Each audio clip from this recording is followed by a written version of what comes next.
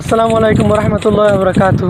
আপনারা যারা আমাদের কুতুবদিয়ায় ভ্রমণে আসবেন তারা চট্টগ্রাম নতুন সাদগা থানার সামনে থেকে আপনারা টিকিট কাউন্টার পেয়ে যাবেন বাসের। ওইখান থেকে বাসে করে আপনারা মগনামা ঘাট এসে যাবেন। মগনামা ঘাট দিয়ে আপনারা বোট পাবেন, স্পিড বোট পাবেন। এগুলা দিয়ে আপনারা কুতুবদিয়ার মধ্যে আসতে পারবেন, দরবার ঘাট এবং বরকুব ঘাট দিয়ে।